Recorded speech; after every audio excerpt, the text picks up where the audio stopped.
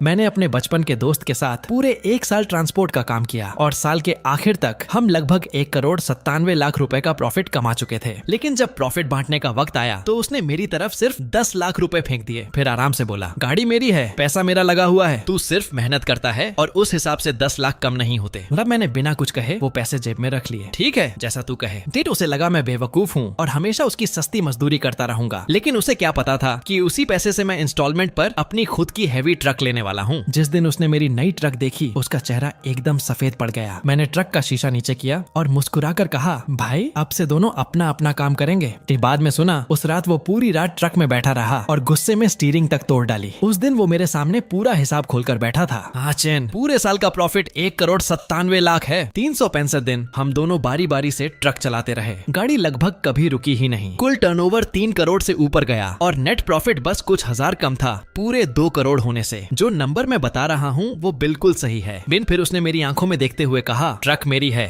पैसा मेरे बाप ने लगाया था, कॉन्टैक्ट्स भी मैंने बनाए, तू बस मेहनत करता है। चिल वो हंसते हुए बोला, ऐसे मत देख, बाहर किसी ड्राइवर को रखता तो महीने का 1 लाख देकर काम हो जाता, ऊपर से खाना, रहना और इंश्योरेंस भी देना पड़ता। ये 10 लाख तो तू साफ प्रॉफिट में ले रहा है, कम नहीं है। लेकिन मैं जानता था कि सच क्या है। मैंने हर खर्चा खुद लिखा था। तेल का पैसा, टोल टैक्स, फाइन्स सब मेरे हाथ से गया था। वो टूटी फूटी ट्रक सिर्फ इस 1 साल में मैंने 3 लाख से ज्यादा लगाकर ठीक करवाई थी। मैंने उसकी तरफ देखकर कहा, हाँ ट्रक तुम्हारी है, पैसा तुम्हारा लगा है, कॉन्टैक्ट्स भी तुम्हारे हैं, नहीं तो क्लाइंट्स मुझे क्यों पहचानते। कि वो तुरंत बोला, तो फिर सही है ना, तू 10 लाख ले और मैं 1,87,00,000, बिल्कुल फेयर। मुन में हल्का सा हंस पड़ा। हाँ सही कह रहा है, ट्रक उसकी थी, पैसा उसका था, लेकिन उस 1,87,00,000 में कितना पैसा ऐसा था जो मैंने अपनी जान जोखिम में डालकर कमाया था, उसका हिसाब उसने कभी नहीं लगाया। मैंने पैसे जेब में डाले और वहाँ से निकल गया। पीछे से वो बोला, आचैन ज्यादा मत सोच, मैं भी मजबूर हूँ। श्री फिर हंसते हुए बोला, वैसे नए साल की शुभकामनाएं। छठे दिन साउथ जाने का बड़ा ऑर्डर मिला है, जल्दी निकलेंगे।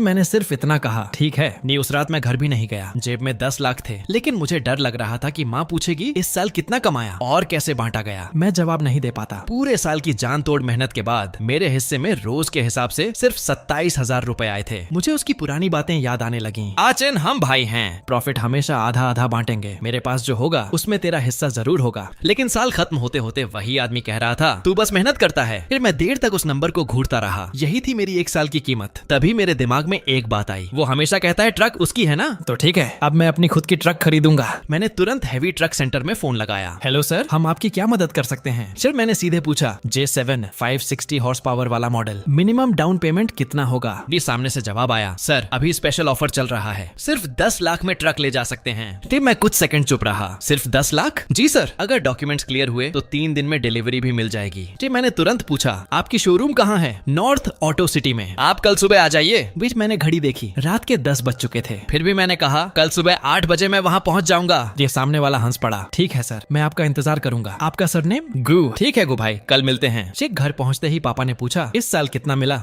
मैंने धीरे से कहा, 10 लाख। पापा कुछ सेकंड चुप रहे। क्या तुम लोग तो लगभग 2 करोड़ प्रॉफिट की बात कर रहे थे ना? मैंने सिर झुकाकर कहा, ट्रक उसकी थी, पैसा उसका था, मैं तो बस मेहनत करता था। पापा कुछ कहना चाहते थे लेकिन रुक गए। फिर धीरे से बोले, पैसे कहाँ हैं? बैंक में जमा कर दिए। उन्होंने सिर हिलाया। अच्छा किया, अगले साल भी उसके साथ काम करेगा? मैंने धीमे से कहा, देखते हैं। सोने से पहले पापा ने एक बात कही जो मेरे दिल में हमेशा के लिए बैठ गई। बेटा, इंसान अगर अपनी मेहनत और हुनर से कमाता है तो उसमें शर्म की कोई बात नहीं होती। मुझे पता था वो मुझे दिलासा दे रहे हैं, लेकिन उस दिन मैंने एक फैसला कर लिया था। अब मुझे अपनी मेहनत की असली कीमत चाहिए थी। कुछ देर बाद फोन बजा। स्क्रीन पर शाउदा का नाम देखकर मुझे अचानक हंसी आ गई। पहले उसका नाम देखकर अपनापन महसूस होता था, अब ऐसा लग रहा था जैसे कोई मुझे फिर से इस्तेमाल करने के लिए कॉल कर रहा हो। मैंने फोन उठाया। हेलो। मैं दूसरी तरफ से आवाज आई, आचंग कल एक बात बोलना भूल गया। वो 10 लाख माँ को दे दिए? मैंने कहा, बैंक में रख दिए। वो तुरंत बोला, अच्छा किया, खर्च मत करना, नए साल के बाद फिर मेरे साथ ही निकलना है। मैंने बस हम कहा, लेकिन अंदर ही अंदर मैं सोच रहा था, हाँ वही 10 लाख अब मेरी नई ट्रक की डाउन पेमेंट बनने वाले हैं। अगली सुबह शोरूम से कॉल आया, गु भाई मैं शाओवांग बोल रहा हूँ, चलिए आपकी ट्रक दिखाता हूँ। जैसे ही मैंने पहली बार उस J7 को देखा,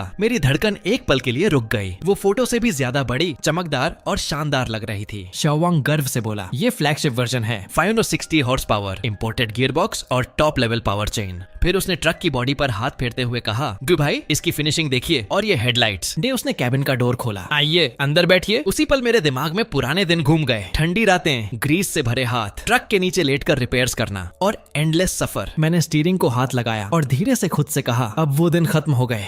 शाओवांग मुस्कुराया, कैसा लग रहा है? तो मैंने बिना सोचे कहा बस यही चाहिए। लेकिन वो चौंका, दूसरे मॉडल्स नहीं देखेंगे? वाह, मैंने सिर हिलाया, नहीं यही चाहिए। फिर मैंने पूछा 10 लाख डाउन पेमेंट के बाद कितना लोन रहेगा? तो उसने जल्दी से कैलकुलेटर निकाला। ट्रक की कीमत 48 लाख 8 हजार है, टैक्स और इंश्योरेंस मिलाकर लगभग 53 लाख। 10 लाख डाउन पेमेंट के बाद 43 लाख का लोन बनेगा। 3 साल की EMI, हर महीने लगभग 1,32,000। फिर उसने मेरी तरफ देखा, इतना बड़ा लोन है, आप श्योर हैं? मैंने सीधा जवाब दिया, मैं पूरे साल ट्रांसपोर्ट का काम कर चुका हूँ, मुझे पता है एक ट्रक कितना कमा सकती है। तो वो कुछ सेकंड मुझे देखता रहा, फिर धीरे से बोला, ठीक है तो पेपर वर्क शुरू करते हैं। तो उसने मेरे सामने लोन फॉर्म और कॉन्ट्रैक्ट रख दिए। तभी मेरा फोन फिर बजने लगा। स्क्रीन पर शाओदा का नाम चमक रहा था। शाओवांग बोला, सर कॉल उठा लीजिए। मैंने फोन साइलेंट पर डाल दिया। नहीं, पेपर वर्क जारी रखो। शाओवांग ने क्यूरियोसिटी से पूछा, वो आपका दोस्त है? फिर मैंने हल्की मुस्कान के साथ कहा, पहले था। उसने पूछा, डिलीवरी कब मिलेगी? अगर लोन जल्दी अप्रूव हुआ तो कल, PDI के बाद न्यू ईयर से पहले ट्रक मिल जाएगी। बस मैंने सिर हिलाया। ठीक है। ये सारी फॉर्मेलिटीज पूरी होने के बाद जब मैं शोरूम से बाहर निकला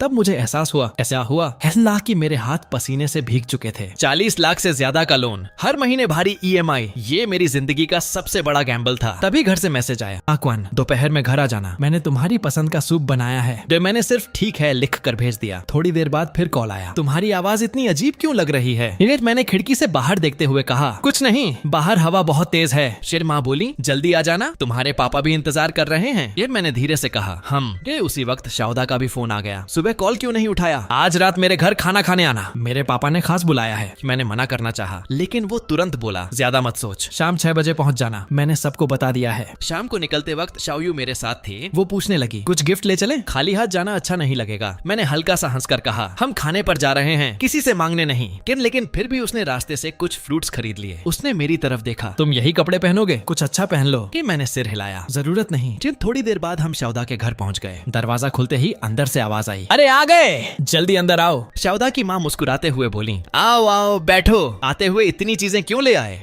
फिर उन्होंने अपनी होने वाली बहू की तरफ देखकर कहा, लिली ये वही गुचेन है जिसके बारे में शाओदा हमेशा बात करता है, मेरे बेटे के साथ ट्रक चलाता है। शाओदा के पिता हंसते हुए बोले, अरे सिंधी जी आइए बैठिए, आपका लड़का इस साल शाओदा के साथ बहुत मेहनत कर रहा था। मेरे पापा ने मुस्कुराकर कहा, अरे ये तो इसका काम है। तभी शाओदा ने जोर से कहा, चलो सब लोग ग्लास भर लो। ये फिर मेरी तरफ देखकर बोला, क्वान इस साल तूने अच्छा काम किया, मेरे बिना तो मैं अकेला संभाल ही नहीं पाता। एंड सब लोग हंसने लगे। किसी ने कहा, ये लड़का बचपन से सीधा और मेहनती है, शाओदाई के साथ रहेगा तो जिंदगी बन जाएगी। शाओदा ने शराब का ग्लास उठाया, अगले साल और मेहनत करेंगे, इस बार से भी ज्यादा कमाएंगे। क्वान तू भी कुछ बोल। यार मैंने कुछ सेकंड चुप रहकर कहा, इस साल दागे ने मेरा बहुत ध्यान रखा, ये ड्रिंक उनकी तरफ से नहीं। वो खुश होकर हंस पड़ा, देखा यही होता है भाईचारा। खाने के बाद वो मुझे बाहर छोड़ने आया। रास्ते में धीरे से बोला, छठे दिन सुबह जल्दी आ जाना, कोशिश करेंगे एक रात पहले ही ट्रक रेडी कर लें। फिर उसने अचानक कहा, और सुन घर पर सच मत बोलना। जी मैंने उसकी तरफ देखा, क्या मतलब? वो हंस पड़ा, 10 लाख वाली बात मत बताना, बोलना 20 लाख मिले हैं, बूढ़े लोग खुश हो जाएंगे। मैंने पूछा, झूठ क्यों बोलूं? वो बोला, अरे बेवकूफ, 10 लाख सुनकर इज्जत नहीं बनती, 20 बोल देगा तो अच्छा लगेगा, वैसे भी कौन चेक करेगा। मैं कुछ नहीं बोला। तभी शाओयू ने मेरा मफलर पकड़ा कर कहा, ठंड है ये पहन लो। ये रास्ते में उसने अचानक पूछा, अगर तुम अगले साल शाओदा के साथ काम न करो तो? मैंने उसकी तरफ देखा, तुम्हें क्या लगेगा? वो बिना सोचे बोली, तो मत करना। मैं थोड़ा हैरान हुआ, तुम वजह नहीं पूछोगी? शाओयू मुस्कुराई, तुम जो भी फैसला लोगे मैं सपोर्ट करूंगी। उस रात घर लौटते वक्त मेरे फोन पर शोरूम मैनेजर का कॉल आया, गु भाई एक बार फाइनल कंफर्म कर देता हूँ, 43 लाख का लोन, 36 महीने की EMI, हर महीने 1,32,207 रुपए फाइनल है। फिर मैंने बिना हिचकिचाए कहा, हाँ। वो कॉन्ट्रैक्ट पढ़ने लगा, अगर EMI लेट हुई तो पेनल्टी लगेगी। तभी मेरा दूसरा फोन लगातार बजने लगा। मैनेजर बोला, सर पहले कॉल उठा लीजिए।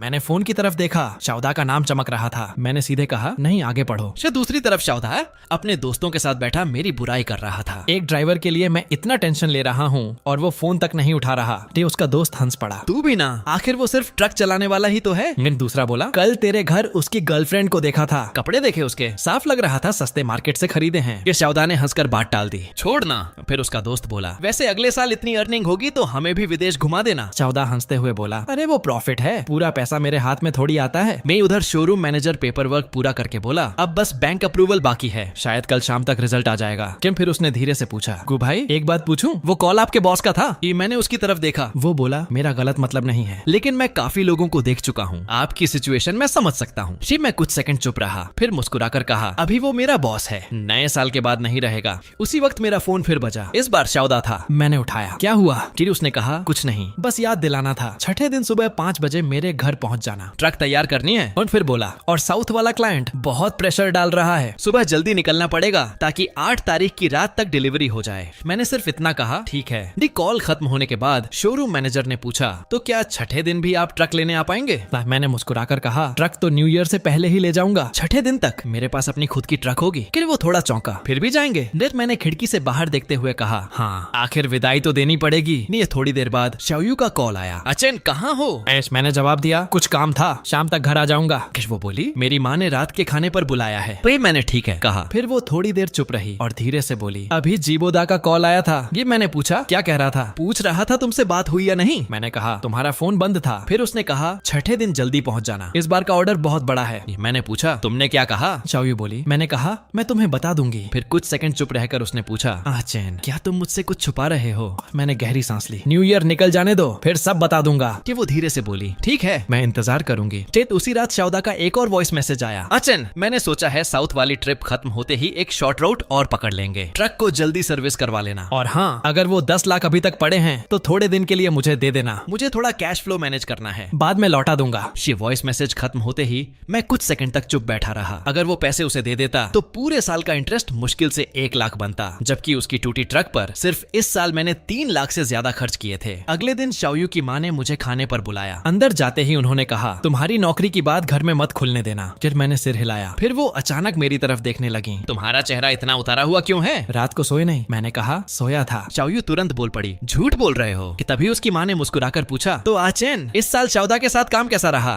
मैंने धीरे से कहा, अच्छा था आंटी, कमाई कितनी हुई? शाओयू तुरंत बोली, माँ। लेकिन आंटी हंस पड़ी, अरे पूछने में क्या बुराई है? मैंने शांत आवाज में कहा, 10 लाख। वो चौंक गई, क्या? लेकिन सुना था। तभी किचन से जलने की स्मेल आई और वो अचानक उठ गई। अरे मेरी फिश जल गई। माहौल ऑकवर्ड हो गया। शाओयू धीरे से बोली, उनकी बात दिल पर मत लेना, माँ ऐसी ही हैं। मैंने हल्का सा मुस्कुराकर कहा, कोई बात नहीं। तभी वो मेरी आंखों में देखते हुए बोली, चैन लोग कुछ भी कहें लेकिन मुझे तुम पर भरोसा है। मिस मैंने उसकी तरफ देखा। क्यों? ये शाओयू हल्का सा मुस्कुराई, क्योंकि तुम उन लोगों में से नहीं हो जो हमेशा दूसरों से दबकर जीते हैं, तुम बस बहुत ज्यादा सह लेते हो। तभी अंदर से उसकी माँ की आवाज आई, शाओयू अंदर आकर खाना उठाओ। वो उठते हुए मेरी तरफ मुड़ी। चैन अगर सहना हद से ज्यादा हो जाए तो फिर सहना बंद कर देना चाहिए। उस रात उसके शब्द मेरे दिमाग में बार बार घूमते रहे। अगले दिन घर पहुंचा तो माँ पापा दोनों चुपचाप बैठे थे, जैसे किसी फैसले का इंतजार कर रहे हो। पापा ने ड्रॉर से एक पुराना एनवलप निकाला और मेरी तरफ बढ़ा दिया। ये 5 लाख रखो। मैं चौंक गया, ये किस लिए? माँ बोली, तुम्हारे पापा चाहते हैं कि अगले साल जीबोदा के साथ काम मत करो, खुद की ट्रक लेकर अपना काम शुरू करो।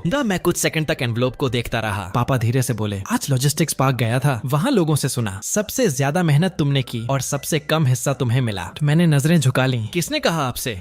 पापा ने हाथ हिलाया। ये मत पूछो, ये पैसे हमने सालों से बचा कर रखे थे तुम्हारी शादी के लिए, लेकिन अब लगता है तुम्हें इसकी ज्यादा जरूरत है। मैंने तुरंत एनवलप वापस करने की कोशिश की। पापा मैं ये नहीं ले सकता। उन्होंने मेरा हाथ पकड़ लिया। दे नहीं रहा, उधार दे रहा हूँ। ये उनकी आवाज भारी हो गई। बेटा जिंदगी में तुम्हारे लिए ज्यादा कुछ नहीं कर पाया, लेकिन ये 5 लाख एक बाप की तरफ से छोटा सा सहारा है। अगर अभी भी मुझे अपना बाप मानता है तो रख ले। मेरी आंखें भर आईं। ये पापा ये पैसे मैं आपको 10 गुना लौटाऊंगा। वो हल्का सा हंस पड़े। 10 गुना नहीं, बस इतना कि तू अपने पैरों पर खड़ा हो जाए। फिर माँ ने घबरा कर पूछा, चंग तुम सच में खुद का काम शुरू करना चाहते हो? ट्रक बहुत महंगी आती है। फिर मैंने धीरे से कहा, ट्रक का इंतजाम हो चुका है। मैं दोनों एक साथ मेरी तरफ देखने लगे। क्या मतलब? मैंने गहरी सांस ली। आज शोरूम जाकर बुकिंग कराया हूँ। माँ हैरान रह गई, इतने पैसे कहाँ से आए? जीबोदा ने जो 10 लाख दिए थे वही डाउन पेमेंट में लगा दिए। भी कुछ सेकंड तक कमरे में सन्नाटा रहा। फिर पापा के चेहरे पर हल्की मुस्कान आई। अच्छा है, मेरा बेटा आखिर अपने लिए सोचना सीख गया। उस पल मुझे पहली बार एहसास हुआ कि पापा बूढ़े हो चुके हैं। उनकी पीठ पहले से थोड़ी झुक गई थी, लेकिन कंधे अब भी सीधे थे। अगले दिन सुबह बहुत जल्दी मेरी आंख खुल गई। बाहर आया तो देखा पापा पहले से तैयार बैठे थे। मैंने हैरानी से पूछा, इतनी सुबह? वो बोले, तुम्हारा इंतजार कर रहा था।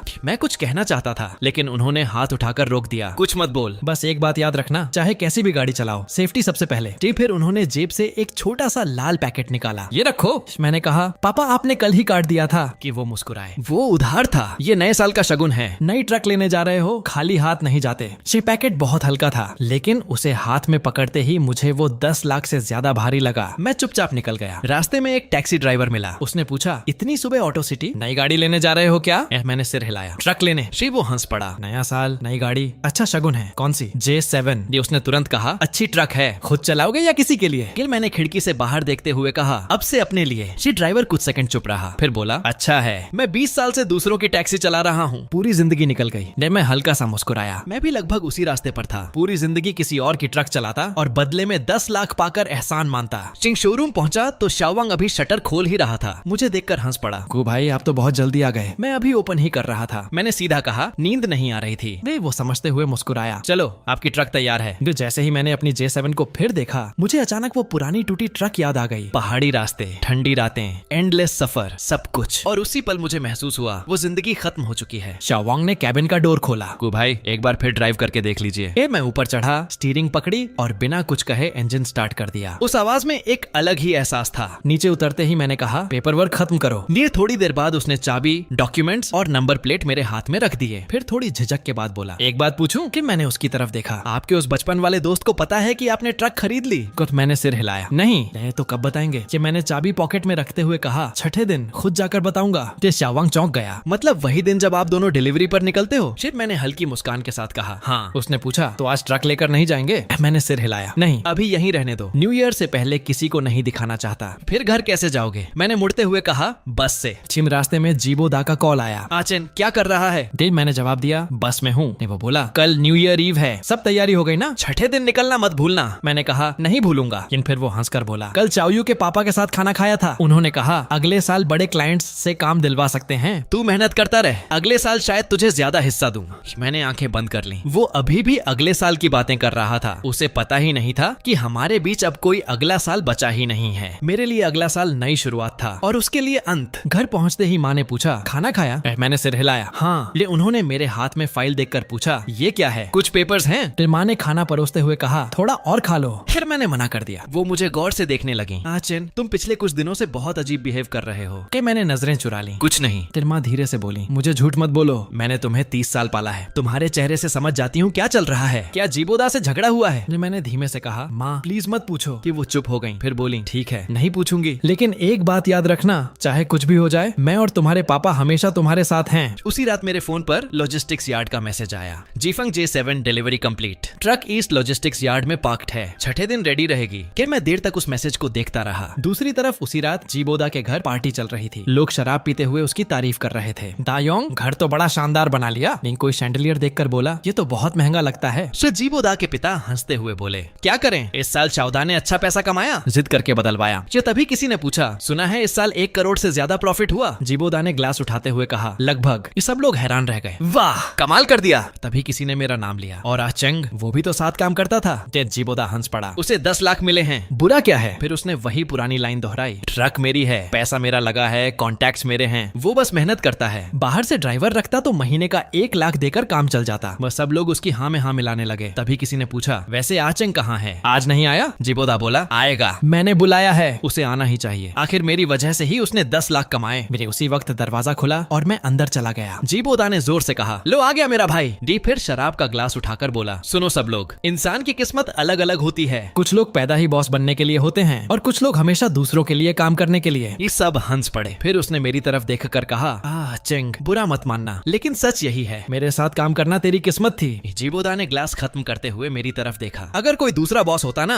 तो तुझे 10 लाख भी नहीं देता। फिर उसने मेरे कंधे पर हाथ रखा। छठे दिन सुबह जल्दी आ जाना, 5:30 भूल मत जाना। न्यूज के पिता उस वक्त काफी पी चुके थे। जाते जाते शाओदा मेरे पीछे आया और धीरे से बोला आज पापा ने ज्यादा पी ली है, उनकी बातों का बुरा मत मानना। मैंने शांत आवाज में कहा कोई बात नहीं। सिर्फ बाहर निकलते ही मेरे पापा ने मेरी तरफ देखा। बेटा बस इतना याद रखना, तुझे सब समझ आ रहा है। मैंने हल्का सा सिर हिलाया। ठंडी हवा बहुत तेज चल रही थी। पापा बोले चलो घर चलते हैं, ठंड से हाथ जम रहे हैं। जिन अगले दिन सुबह शाओवांग का फोन आया। गु भाई आपकी ट्रक बिल्कुल रेडी है, कल मैंने खुद दोबारा चेक किया था, tyre pressure, engine oil, coolant सब परफेक्ट है। मैंने पूछा ठीक है मैं कल सुबह लेने आऊंगा। शाओवांग तुरंत बोला ठीक है गु भाई, फिर मैं आपको डिस्टर्ब नहीं करता, और हाँ कंग्रेचुलेशंस। मैंने धीरे से कहा थैंक्स। कॉल करते ही दूसरी तरफ जीबोदा अपने क्लाइंट से बात कर रहा था। वांग बॉस टेंशन मत लीजिए, कल सुबह हम टाइम पर निकल जाएंगे। मेरा ड्राइवर पुराना खिलाड़ी है, रास्ते उसे आंख बंद करके याद हैं, सामान टाइम पर पहुंच जाएगा। कॉल खत्म होते ही उसकी गर्लफ्रेंड ने पूछा किसका फोन था? नए साल पर भी काम की टेंशन? वो जीबोदा चिढ़कर बोला क्लाइंट था, दिमाग खराब कर रखा है। फिर हंसते हुए बोला लेकिन चिंता की कोई बात नहीं, आचन है ना, इतने सालों से मेरे साथ चला रहा है, गलती नहीं करेगा। उसी रात मेरे पापा अचानक मेरे कमरे में आए। उनका चेहरा पहले से ज्यादा गंभीर था। मैंने पूरी रात सोच लिया है कल मैं भी तुम्हारे साथ चलूंगा। मैंने तुरंत कहा पापा इसकी जरूरत नहीं है, पर लेकिन वो मेरी बात काटते हुए बोले जरूरत है।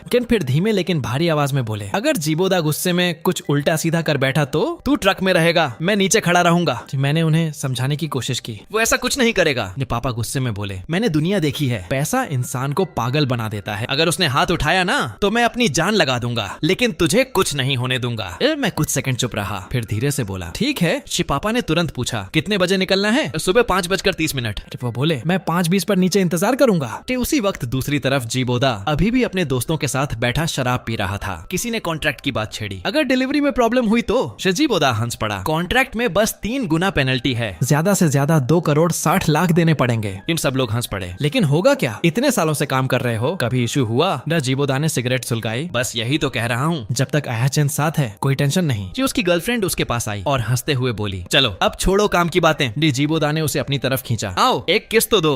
वो तुरंत पीछे हट गई। दूर हटो, पूरी बॉडी से सिगरेट की बदबू आ रही है। कमरे में फिर हंसी गूंजने लगी। लेकिन उन्हें क्या पता था, अगली सुबह सब कुछ बदलने वाला था। रात को माँ खाने की प्लेट लेकर आई। कुछ खा ले। ये मैंने सिर हिलाया। माँ भूख नहीं है। माँ ने पूछा, कल फिर जीबोदा के साथ निकलना है? मैंने धीरे से कहा, माँ कल के बाद मैं उसके साथ काम नहीं करूंगा। माँ थोड़ी देर चुप रही, फिर बोली, तेरे पास अपना कहने वाला कोई भी नहीं है। मैंने हल्का सा मुस्कुराकर कहा, माँ 1 साल से यही रास्ते दौड़ रहा हूँ, चिंता मत करो, सब ठीक रहेगा। माँ ने बस इतना कहा, ठीक है, लेकिन ध्यान से जाना। लेकिन उस रात मेरे दिमाग में बार बार जीबोदा की बातें घूमती रहीं। भाई मेरे पास एक रोटी होगी तो आधी तेरी होगी, तू बस मेहनत करता है। कुछ लोग पैदा ही दूसरों के लिए काम करने के लिए होते हैं। पूरी रात मैं बस यही सोचता रहा कि कल जब मैं उसकी बिल्डिंग के नीचे अपनी नई ट्रक लेकर पहुंचूंगा तब उसके चेहरे का एक्सप्रेशन कैसा होगा। अगली सुबह मैं सीधे उसकी सोसाइटी के नीचे पहुंच गया। तभी सिक्योरिटी गार्ड आया। किससे मिलना है? मैंने कहा, गाड़ी लेने आया हूँ। फिर मैंने फोन लगाया, अंकल मैं नीचे पहुंच गया। उधर से आवाज आई, रुक मैं आता हूँ। कुछ देर बाद जी दायोंग नीचे आया। अरे ऊपर क्यों नहीं आए? मैंने ट्रक का दरवाजा खोला। अंकल बैठिए। जैसे ही उसने मेरी नई ट्रक देखी वो कुछ सेकंड तक चुप रह गया, फिर बोला, ये तुम्हारी है? वो ट्रक को देखते हुए बोला, काफी बढ़िया ट्रक है। तभी गार्ड चिल्लाया, अरे यहाँ ट्रक खड़ी नहीं कर सकते, बोर्ड नहीं दिख रहा क्या?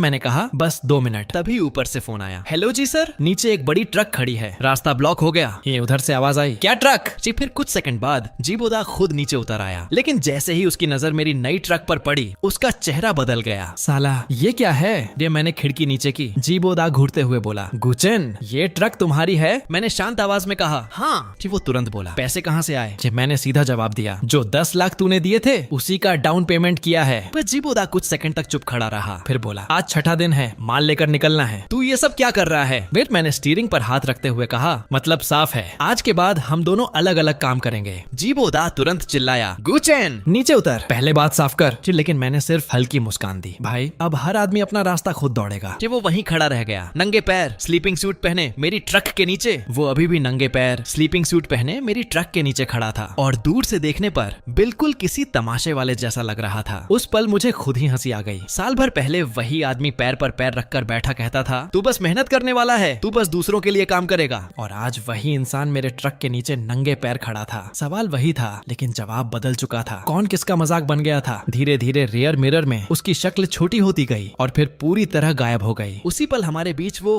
भाई नाम की डोर पूरी तरह टूट गई। तू क्या कर रहा था? पीछे से आवाज आई, क्या हुआ आखिर? मैं चुप रहा, फिर सीधा कहा, गुचेन ने अपनी खुद की ट्रक ले ली है, अब वो अकेले काम करेगा। क्या? सामने से आवाज और तेज हो गई, उसने वही 10 लाख लगाकर नई जैसमिन ले ली। इसमें दांत भींच कर बोला, अभी अभी मेरी बिल्डिंग के नीचे खड़ी करके गया है। तो तुम्हारी ट्रक का क्या? मैं कुछ सेकंड रुका, मेरी ट्रक। तभी दूसरी तरफ से कॉल आया, वांग बॉस मैं बोल रहा हूँ। जीबोदा निकल चुके हो? मैं हल्का झिझका, वो थोड़ा इश्यू हो गया है, ड्राइवर अवेलेबल नहीं है, शायद एक दिन डिले हो जाए। दूसरी तरफ तुरंत सख्त आवाज आई, एक दिन डिले? कॉन्ट्रैक्ट में साफ लिखा है आज डिस्पैच होना चाहिए। मैंने जल्दी से कहा, मैं ड्राइवर ढूंढ रहा हूँ, वो तुम्हारी प्रॉब्लम है, मुझे सिर्फ डिलीवरी चाहिए। क्या हो रहा है? पीछे से सवाल फिर आया, कह रहा हूँ ना। मैं गुस्से में चिल्लाया, गुचेन ने सब बिगाड़ दिया। ये आदमी, मैंने दांत भींच लिए, उसने खुद को अलग कर लिया है। ये किसी ने गुस्से में कहा, ये बोदा तुम मुझसे इस तरह क्यों बात कर रहे हो? चुप। ठीक है ये बोदा, लेकिन मैं साफ कह रहा हूँ, अगर ये काम नहीं हुआ तो समझ लेना हमारा रिश्ता खत्म। उधर दूसरी तरफ छोटा दा, निकलना है क्या? पापा क्या हुआ? गुचेन ने काम छोड़ दिया। क्या? ये उसने अपनी खुद की ट्रक खरीद ली है, अब अकेले काम करेगा। तो साउथ वाली डिलीवरी मैं दूसरा ड्राइवर ढूंढ लूंगा, आज ही निकलना है। तू ड्राइवर कहाँ से लाएगा? बेटे उस पुरानी ट्रक को गुचेन के अलावा कोई नहीं चलाता। पेनल्टी कितनी है? 2,60,00,000। क्या? उधर आचेन, ओल्ड बॉय की आवाज आई। हाँ काम है। हाँ अंदर आकर बात कर। लेकिन कुछ देर बाद, आचेन अब तू अकेला काम कर रहा है तो सीधी बात करता हूँ, बोलो। यून प्रोविंस का एक लोड है, हेवी इक्विपमेंट जाना है, लेकिन रास्ता आसान नहीं है। 72 शार्प टर्न्स हैं और अभी घना कोहरा भी है। और जिन लोगों ने सालों से ये रास्ता चला है वो भी हाथ खड़े कर चुके थे। थे, लेकिन अगर मैं इसे मना करता तो मेरे ट्रक की ईएमआई कौन देगा? 10 लाख ने जो मौका दिया था उसे ऐसे ही छोड़ना मतलब खुद को खत्म करना था। मैंने सीधा कहा मैं लेता हूँ। सामने वाला थोड़ा रुका। एक बार फिर सोच ले। क्या मैंने सिर हिलाया? नहीं। कि वो धीरे से बोला मैंने ये तुझसे यूं ही नहीं कहा। मैंने उसकी तरफ देखा। क्यों? ये उसने कहा क्योंकि ये वही जॉब है जो पहले जीबो दा लेना चाहता था। उसने इस डील पर आधा महीना लगाया था, लेकिन ओनर ने रिजेक्ट कर दिया। क्यों? क्योंकि उसकी ट्रक को उन्होंने रिस्की माना। कहा कि रोड मुश्किल है, गाड़ी मजबूत होनी चाहिए, ड्राइवर स्किल्ड होना चाहिए, प्राइस कम नहीं सेफ्टी चाहिए। मैंने शांत आवाज में कहा तो प्रॉब्लम क्या है? कि वो बोला स्किल तेरे पास है और अब ट्रक भी तेरे पास है। कि मैंने कहा तो फिर इश्यू नहीं है, बट कब निकलना है? आज ही? नहीं। उसने हल्की सांस ली। अगर ये ट्रिप सफल हो गई तो तू इस पूरे सर्कल में सेट हो जाएगा। कि तभी पीछे से आवाज आई आचन।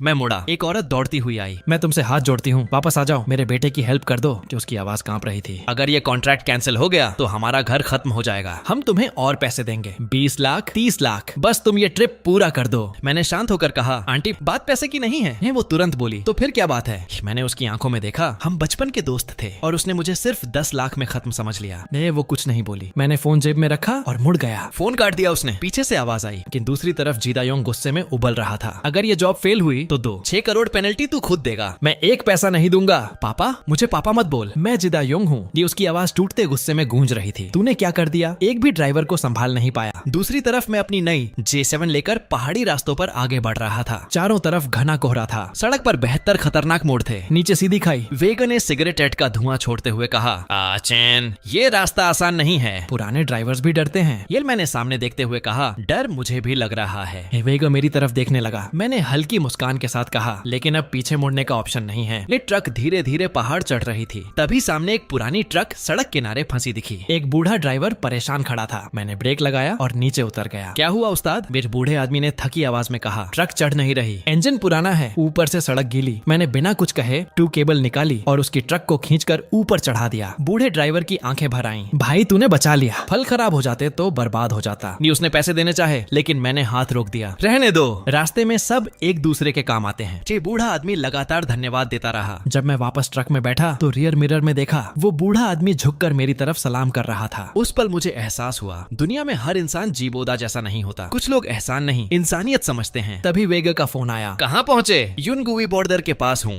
धुंध ज्यादा है। हाँ धीरे चलाना। क्लाइंट ने कहा है जल्दी की जरूरत नहीं, सेफ पहुँचना ज्यादा जरूरी है। फिर वो थोड़ा रुका और बोला और हाँ जीबोदा की हालत और खराब हो गई। मैंने स्टीयरिंग पकड़ते हुए पूछा क्या हुआ? उसकी डील पूरी तरह टूट गई। क्लाइंट ने ब्रीच केस डाल दिया, 2.5 करोड़ की पेनल्टी मांगी है। उसका बाप गुस्से में हॉस्पिटल पहुंच गया। उसकी माँ लोगों से उधार मांग रही है। कुछ सेकंड तक मैं चुप रहा, फिर बस इतना कहा हम। वेगे बोला तू ठीक है ना? मैंने सामने फैले कोहरे को देखते हुए कहा मैं ट्रक चला रहा हूँ, बाद में बात करता हूँ। कॉल कट गया, लेकिन जीबोदा की आवाज अब भी मेरे दिमाग में गूंज रही थी। तू बस मेहनत करता है, कुछ लोग पैदा ही दूसरों के लिए काम करने के लिए होते हैं। तभी दूर शहर की लाइट्स हल्की हल्की दिखने लगी। मैंने लंबी सांस ली। कौन सिटी? शायद बस आने ही वाला है। मैं वेयरहाउस पहुंचते ही एक आदमी बाहर आया। जांग मास्टर? मैंने सिर हिलाया। वो मुस्कुराया। ओल्ड वे ने आपके बारे में बताया था, बोला आपकी ड्राइविंग और हैंडलिंग दोनों टॉप क्लास हैं। सच कहूँ मुझे यकीन नहीं था। उसने मेरी नई J7 को देखते हुए कहा नई ट्रक है? हाँ। वो इम्प्रेस्ड होकर बोला सामान ट्रक में है, चलिए चेक कर लेते हैं। कुछ देर बाद उसने सिर हिलाया। पैकिंग बहुत प्रोफेशनल है। मैंने शांत आवाज में कहा काम ऐसा ही होना चाहिए। तभी उसने फोन निकाला। 22 लाख फ्रेट अभी ट्रांसफर कर देता हूँ।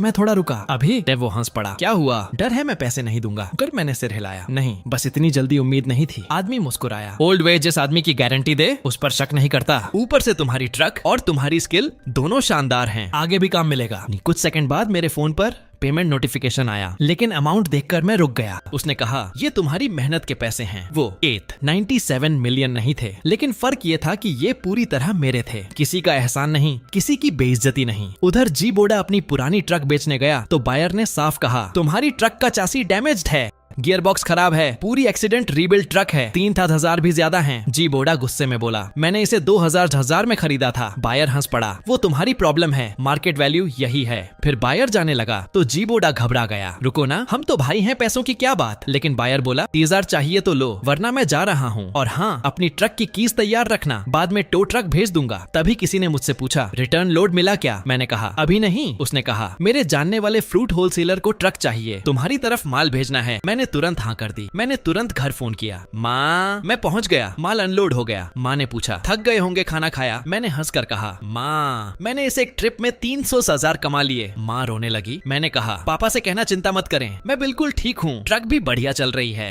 तभी दूसरी तरफ पापा खुशी से बोले, मेरा बेटा मुझसे आगे निकल गया। फिर एक नए क्लाइंट वैंग बॉस का फोन आया। उसने कहा, ली बॉस ने तुम्हारी बहुत तारीफ की है, ये फ्रूट्स बहुत महंगे हैं, रास्ते में जरा भी डैमेज नहीं होने चाहिए, कर लोगे? मैंने कहा हो जाएगा, और कहा बाकी डिलीवरी पर मिलेंगे। रास्ते में वे भाई का फोन आया, सुना है रिटर्न लोड भी मिल गया 8,000 का। मैंने कहा हाँ। उसने लंबी सांस लेकर कहा, अब समझ आया तुमने सही फैसला लिया था। जी बोडा की ट्रक सिर्फ 3,000 में बिकी हाउस सेल पर लग गया। उसके पिता हॉस्पिटल में हैं, माँ उधार मांग रही है, कोई पैसा नहीं दे रहा, गर्लफ्रेंड भी छोड़कर चली गई। फिर उसने धीरे से कहा, मैं उसकी तरफदारी नहीं कर रहा, लेकिन तुमने सही कदम उठाया। उधर जी बोडा के पिता अपने बेटे पर चिल्ला रहे थे, तुझे पता है आज ये दिन क्यों देखना पड़ा? क्योंकि तू बेवकूफ है। तूने गुचेन को नौकर समझा, जबकि वो तेरी टूटी ट्रक और तेरे बिजनेस दोनों को चला रहा था। 1000 देकर भिखारी समझ लिया। आखिर कोई तेरे लिए क्यों काम करेगा? फिर डॉक्टर ने कहा, पेशेंट को आराम चाहिए, फैमिली बाहर जाए। मैं मीनवाइल सर्विस एरिया पर रुका तो वहाँ वही बूढ़े ट्रक ड्राइवर मिले जिनकी मैंने पहाड़ों में मदद की थी। वो मुझे देखते ही पहचान गए। उन्होंने मुझे खाना खिलाने की जिद की और बोले, मैंने तुम्हारा चेहरा ठीक से नहीं देखा था, लेकिन ये जैकेट याद थी। फिर पूछने लगे, तुम इतनी कम उम्र में अपनी ट्रक के मालिक कैसे बन गए? मैं 23 साल से ड्राइविंग कर रहा हूँ, अभी भी दूसरों के लिए ड्राइव करता हूँ। मैंने मुस्कुराकर कहा, डाउन पेमेंट थी, बाकी सब लोन है। वो तुरंत बोले, अगर लोन नहीं चुका पाए तो? मैंने बिना सोचे जवाब दिया, फिर जान लगाकर चुका दूंगा। वो कुछ देर चुप रहे, फिर बोले, तुम्हारी बातों ने मुझे बहुत कुछ सोचने पर मजबूर कर दिया। तभी घर से कॉल आया, अचन कल कितने बजे पहुंचोगे? मैंने कहा, सुबह शायद एक और काम मिल गया है, कोल्ड चेन लोड है। घर पहुंचते ही शाओयू मुझे देखकर घबरा गई। तुम कितने दुबले हो गए, रास्ते में ठीक से खाना नहीं खाते क्या? माँ तुरंत बोली, आओ बैठो, मैं खाना लगाती हूँ। मैंने बैग खोला और पैसे टेबल पर रख दिए। माँ हैरान रह गई। मैंने पापा के दिए हुए 5,000 अलग रखे। ये आपके पैसे? पापा बोले, रहने दो। मैंने सिर हिलाया, उधार था, लौटाना जरूरी है। माँ खुश होकर बोली, अब तुम्हारी और शाओयू की शादी भी कर देनी चाहिए। मैंने मुस्कुराकर शाओयू की तरफ देखा। तुमने कहा था मैं जो भी करूँ तुम मेरा साथ दोगी। फिर मैं उसके सामने घुटनों पर बैठ गया। शाओयू मुझसे शादी करोगी? वो घबरा गई। पहले उठो, मैंने कहा। जब तक हाँ नहीं बोलोगी नहीं उठूंगा। वो रोते हुए हंस पड़ी। ठीक है मैं शादी करूंगी। माँ तुरंत बोली, और खाना खाओ, बाहर का खाना खाकर हालत खराब हो गई है। मैंने कहा, माँ अब सच में नहीं खाया जा रहा। माँ बोली, चुपचाप खाओ, बचपन में 3 कटोरी चावल खा जाते थे। शाओयू हंस पड़ी। आंटी अब सच में इनसे नहीं खाया जाएगा। माँ मुस्कुराई, तो तुम ज्यादा खाओ, अब तुम भी इस घर की बेटी हो। शाओयू ने शर्माते हुए कहा, थैंक यू आंटी। तभी पापा ने गिलास उठाया। आ बेटा मेरे साथ एक ड्रिंक पी। फिर मेरी तरफ देखकर बोले, बेटा तेरे बाप ने जिंदगी में कुछ बड़ा नहीं किया ना, तेरे लिए पैसा जोड़ पाया, लेकिन तू मुझसे ज्यादा मजबूत निकला। मैं कुछ बोलता उससे पहले वो फिर बोले, तू इसलिए मजबूत है क्योंकि तू रिस्क लेने से नहीं डरता, तू लड़ सकता है, खुद के लिए मेहनत कर सकता है। ड्रिंक, पिता,